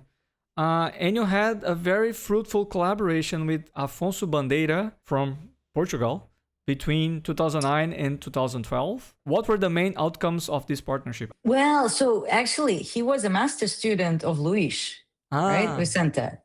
And Luis Vicente and I, of course, were close colleagues, and we just finished our book at that point. So what happened was at ISMP, when I was running between DFO sessions and compressed sensing sessions, I had this idea of using compressed sensing to approximate sparse hessians through interpolation, right? I mean, interpolation is what Powell was using for approximating hessians and gradients, and it requires a lot of function values. So if you have a sparse hessian, you can do less, but you need compressed sensing ideas.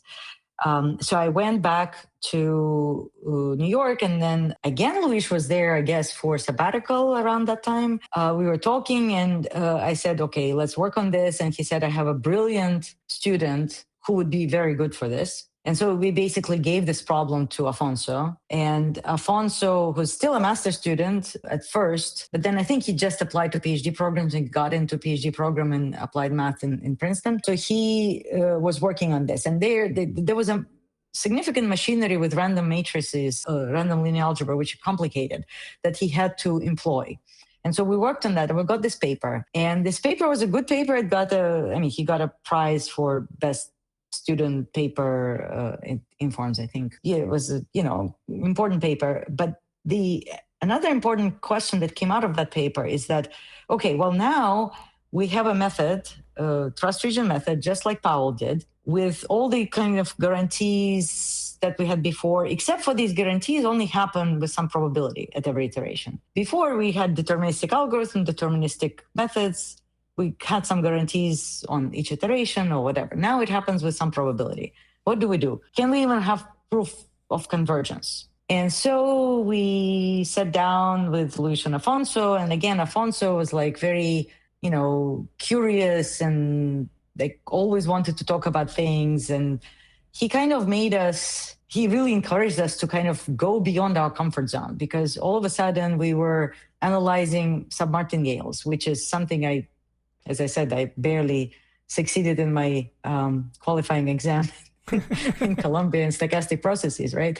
And all of a sudden, here I am, working on convergence proofs using submartingales. But I mean, he didn't know that much about it. He was just also curious and capable. So we all were learning at the same time. And so we had this convergence paper for trust region method. And essentially from that, I started working on this kind of analysis of optimization algorithms under these stochastic conditions and probabilistic oracles, where things happen with some probability, was for trust region, for line search, in stochastic setting, and so on. So for next 10 years, basically, or more in some sense, I still work on it, but now I kind of branched out, but it was defining my research agenda. So that was heavily influenced and driven by a young Portuguese researcher, in a way. That's right.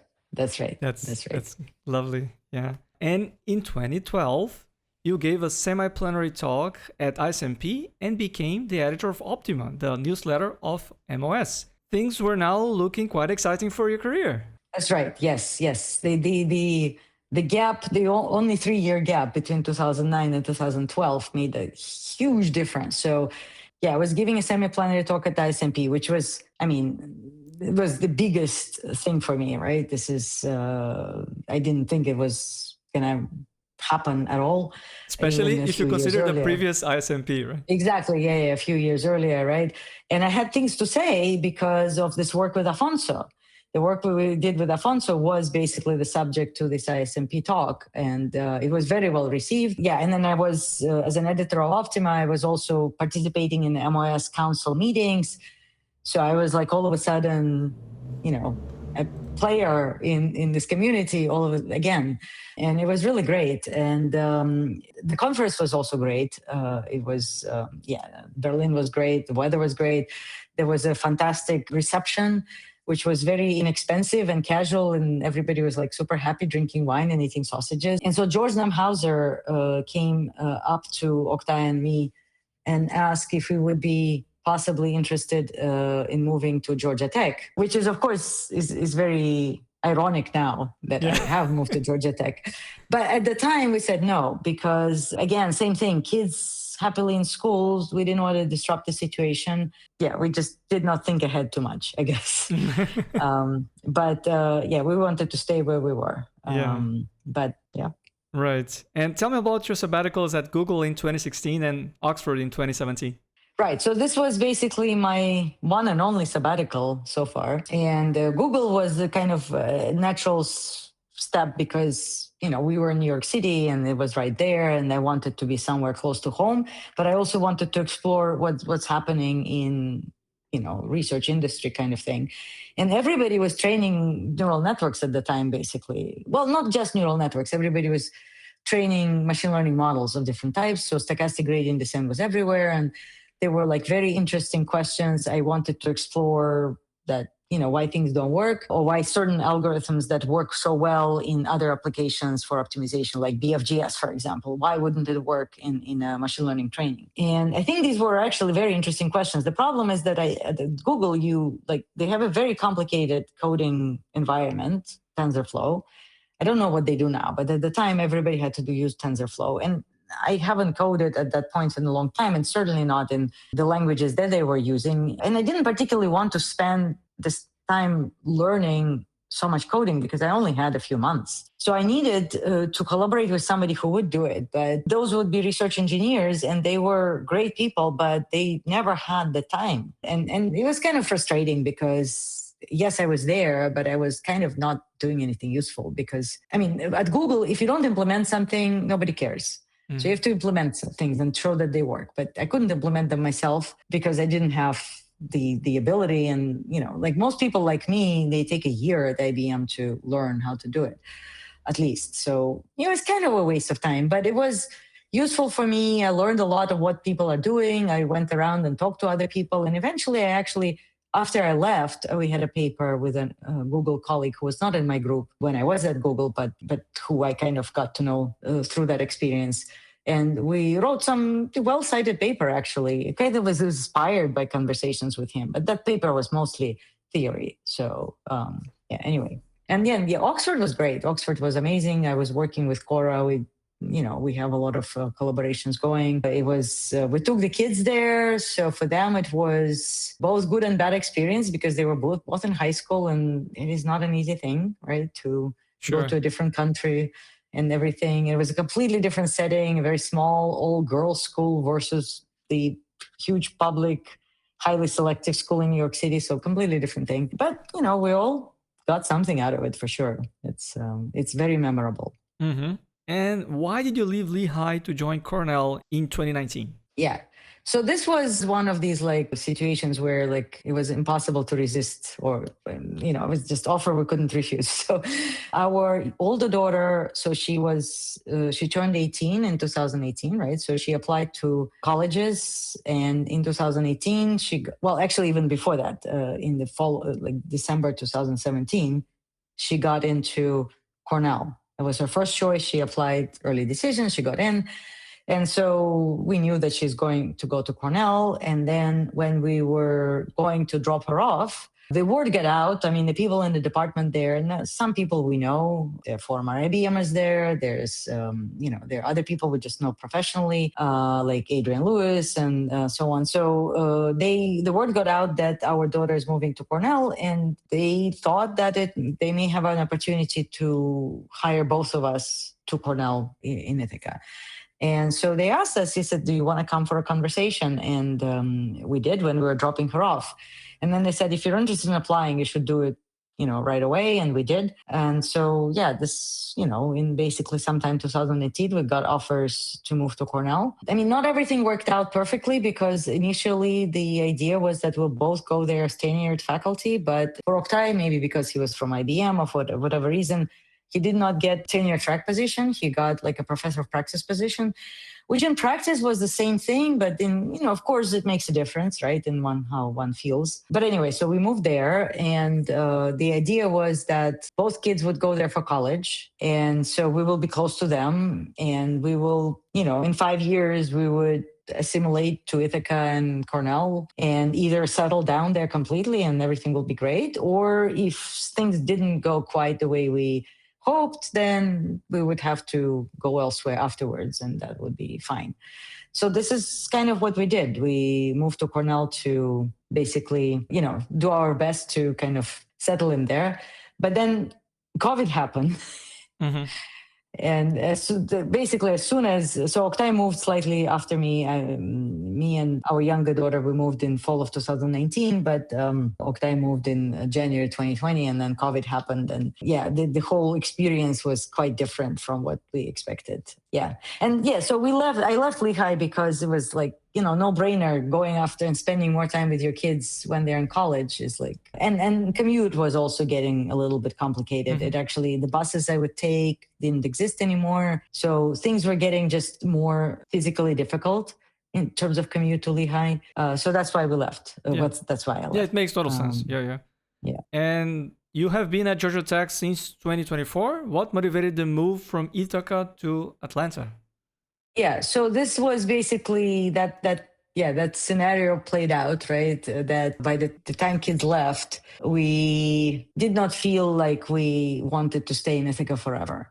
Whether it was just because we did not assimilate somehow or the weather. I mean, the weather is a big part of it, to be honest. I did not realize how much it would kind of depress me to be in gray weather. It's not even the cold. I mean, it's cold too, but it's gray. Basically, we had to make a choice because either we're staying there forever.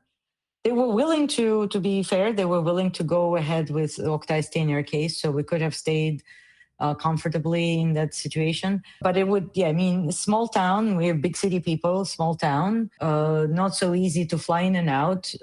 Kids also was an important consideration, so they are gone, and would they even visit us in Ithaca given how difficult it is to get there, right? Or we always have to go meet somewhere else. So all these kind of, we had to think about it. And then we decided that, okay, there's one more like move left in us. We're, we can do it. Where would we go? And, among the available options, Georgia Tech was the best place. Right. And you reconnected with Arkady Nemirovsky after so many years. Correct. There. That's right. Yes, exactly. Full circle, right? It comes full circle. Yes, in various ways. Yes, exactly. Yes. And what can you share about your experience as editor-in-chief of Math of OR from 2019 to 2025? Well, I mean, I don't know if there's that much to really share that would be like a fun story or whatever. It was a very interesting experience. I started without knowing much about that kind of business or Math of OR specifically, and because it's such a diverse journal with different areas.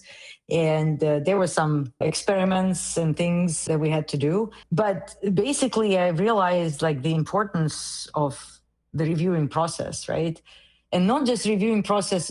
So now basically, I actually, it became in some sense, my personal holy grail or the battle or whatever, to try to improve recognition for reviewing as the process, because you kind of, typical view of reviewing is that it's service. And yes, we may recognize it to some degree, but it's still a service. Like if you review a lot, it's maybe recognized as a service. But it's not just a service. It is really an intellectual contribution. And it should be rewarded as an intellectual contribution. So it's not the secondary thing, this person is doing good service. No, this person is contributing. It should be equal to writing papers. I mean, not one-to-one, but in some ways, it should be equal to writing papers. And we should reward it and consider it as such. And people should feel like reviewing is that sort of contribution. But it's hard because it's anonymous and it's not clear how to do this. So we're, with many colleagues at this point, we're thinking about it.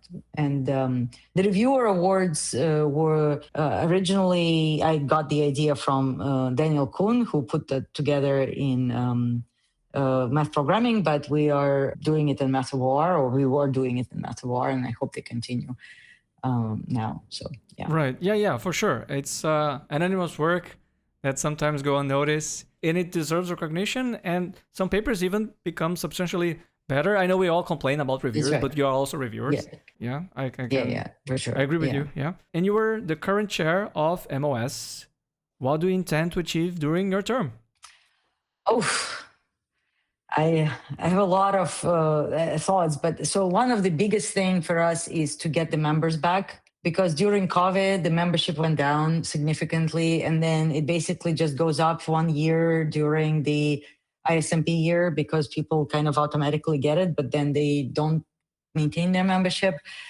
And for young people, it's not clear why what membership gives them, and we're trying to figure it out, because indeed, what does it give them?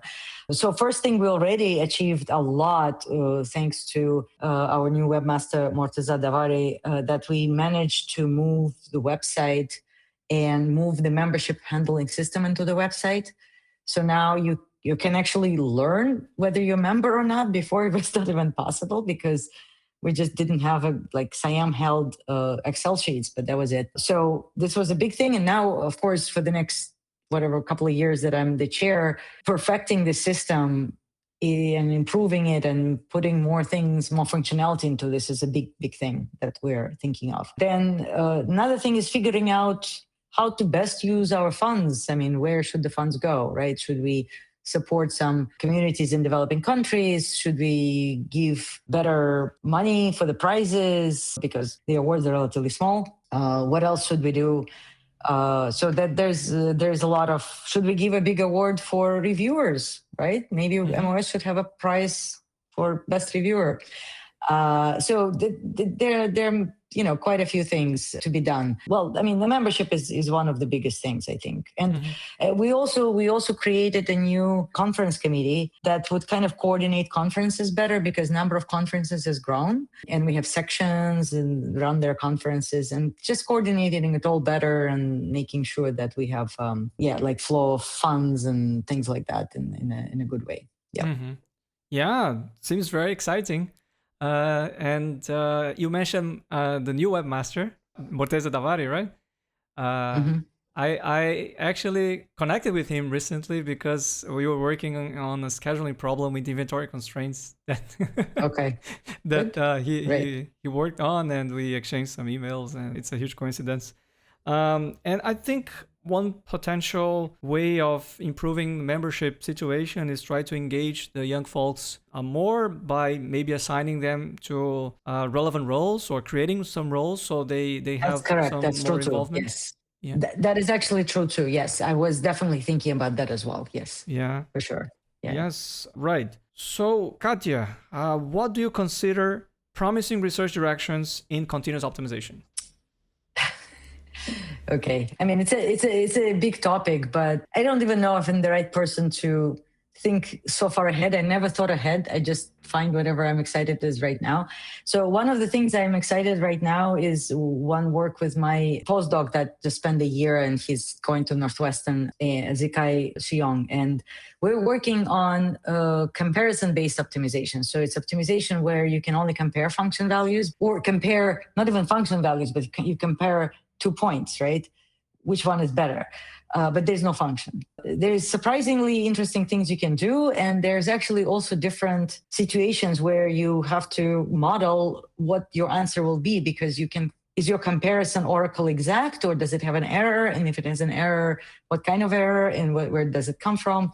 So there is, I think there's a lot going on there. And I'm also excited about different type of noise. So we are writing a review paper with Albert Barajas and Leon Cao, my former postdoc and student, about all kinds of noise appearing in first order and zeroth order oracles in basic optimization algorithms. So far, we're covering just gradient descent and things like that. But we are recognizing how different noise components are playing different roles in terms of complexity, or where do you converge. And I think formalizing it and then bringing in new oracles. Now, if we understand how it works, we can say, hey, if you compute your gradient from this very weird, whatever routine that you have or process that you have, some robust estimation, whatever it is, you can kind of like plug it in and see how it would work.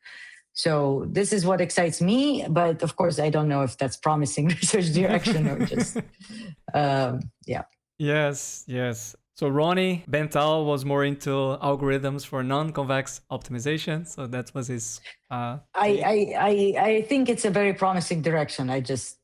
Exactly. Yeah, nice. And with AI becoming ubiquitous in our lives, what are your views on its interplay not only with continuous optimization, but also on its overall impact on academic activities? Yeah, that's again very big topic. What are my views? We have to be careful, but it's extremely exciting, right? Like all of a sudden we can find papers where we're looking for a result, right? And you can now find this paper that you would have never found otherwise. I mean, it happens to people all the time. You can find some results that are impactful on your research that you didn't know that exist, right? All this stuff, like this is very exciting. But of course, in terms of academic activities like teaching, it is also frustrating because the students don't want to think anymore, but you really want them to learn how to think. And of course, not all students. There are plenty of students who do want to think. So yeah, it's, many people are talking about this, and it will sound like most other people probably. It is, this is I think it's the biggest change in my lifetime that I've seen in terms of whatever technology, all these search web engines, they were great, but this is a by far bigger change. Yeah, it really shook things up. And we're just beginning to see the how to use it and what to use it for. But yeah, there is a worry that it will have a bad impact on a generation of students, or on hiring, or on job markets, many things. Yes, let's revisit this conversation in a few years to see what happened. And so what are your plans for the future? I don't have such things. I was thinking about this question. I recently discovered a motto for myself, maybe, that I'm not goal-oriented, I'm task-oriented. So I never have like big goals, like I want to do this in the future. I always have very particular things that I want to do now. Like this is my next thing. Like I So I run every day, right? I never run in competitions. I never have a plan to run a marathon or whatever. I just go and run that day, and I want to run the next day because I just don't want to, think about not running, because then I will not run because it's hard. So it's a task, I do it. It's many things are like that. So now I'm excited about some research, and I have a task of fulfilling, those steps. I have some talks to give that are important for me. They're plenary talks. I'm very excited about them. I have to have content for them. So these are the plans, right? But otherwise, my only goal in life, I think, is to be among people that I respect, that are smart and interesting, and that they should, respect me as well. Basically. Right. Yeah, got it. And what about the past? Do you have a similar attitude? I mean, you don't look that much into the future, but do you look that much into the past? I mean, do you have any regrets? Oh, I see. Me looking into the past. Not too much. No. That's just my personality. Yeah, of course, as you get older, you look more, but no. So you're more like a present person. I live in the present. Yes. Okay. Very much so. Yes. Yeah. And have you faced any sort of prejudice for being a woman in our field? This is a very hard question. I mean, it's so like yes, and surely yes, of course. I mean, there's like when even as a student, right? Not much is expected from a woman. Now, is that a bad thing? Maybe not, because it was kind of like easy to impress people if nothing is expected of you. That was when I was like student, younger, right? Then also being a woman, you're remembered more, right? Because there's fewer women. It comes with prejudice, there's no question, but it's also sometimes as a positive. So as long as this prejudice is not like expressed very negatively. I do know that there were definitely cases when I was not taken seriously, or, people are surprised and kind of like, what is she? She's like weirdo, right? In some sense. Yeah, there's definitely that. There's also, I'm trying to tell this to women. I realize that I myself have prejudice depending on the woman's behavior even. I had this student who is very smart, but she giggles too much, and like, it is bad. But, it's just, women, certain women at least, giggle more than men, right? And there is definitely a stigma there, because somehow you're assuming that this person is not smart enough. But they could be. It's just that the way they behave, right? So, yeah, there's definitely that. But I wouldn't say it was like a huge struggle. I think it had both positive and negatives. Okay. And I don't really know. I don't know, because like my career was a little complicated, right? Would I have had a better career if I was a man? I don't know. It's hard to say. Right. Yeah, at some point you mentioned, who is she? Who is this weirdo? Turns out that this person, so one of the most successful women in the history of continuous optimization. So, I mean, there's the answer. Well, okay. Yeah. It's not that important for most people I interact with necessarily. Yeah. Right? But I mean, I can say that, Katya. I know it might be awkward for you to acknowledge, but I can say that out loud, and I'm very proud that I have the chance to talk to you, by the way. So would you like to say some encouraging words to young optimizers out there? Yeah, so also a good question, because when I was graduating, like continuous optimization was not a big thing. There were not many jobs. Discrete optimization was more recognized than some other fields of optimization related. But continuous optimization was not really, there were not that many applications that were well recognized, right? And of course, it changed completely, right? It changed hugely. But now it's almost like to the other extreme, detrimental, because first of all, there's a lot of competition from other fields where they say they do optimization, but not everybody does it the same way, and they come from different communities. And it's very distracting. And it's also, there's this competition to publish really fast and to be in hot areas, that whatever. So, I mean, my advice and encouragement is like, whatever you think is cool, whatever excites you, hopefully will get you to the right place eventually, no matter what your current, like, hottest, most interesting thing is. And yes, I think optimization is clearly here to stay. I mean, I can't imagine it going away by becoming unimportant. A lot of machine learning people say, okay, it's done, right? We've optimized neural networks. We know how to do it. Adam does everything. Sure, but there's plenty of other things. Optimization is like everything with humans, we want to optimize, right? Yep. Constantly. It's everywhere. So it's gonna stay, whatever shape it's gonna take, who knows, but it will stay. And so you can never like chase the most hot thing. You should do whatever it is that you kind of feel like what is really most interesting to you right now. Yeah. Yes. Thank you so much for this advice. Katya, I would really like to thank you for your time. It has been, amazing to talk to you. You have an incredible life story, both personal story and also professional story. I also would like to, apologize because I took a lot of your time, but it was really worth it. And thank you very much, really. Yes. Well, thank you. Thank you. So I know you don't like to plan ahead in the future, but if you, by any chance, have the opportunity to visit Brazil, you just let me know. Yeah, I love to plan travel. No, that I love to plan. Okay. Yeah. I have a lot of travel already planned for this entire year. Yes. Yes. I understand that you prefer warm weather. So, I mean, we are very absolutely. Good. Yeah. Absolutely. Yeah. Any chance to visit Brazil. Yeah. Yes. So once again, thank you so much, Katya. You were really an incredible person. And it has been a huge honor to talk to you. So, well, I mean, thank you for your series and doing this. This is a great project. Yeah. So take care, and I wish you all the best to you and your family. And I'm really looking forward to seeing your future work and all the things that you intend to do in the future. So bye. Ciao, Katya. Thank you. Thank you so much. Bye. Ciao.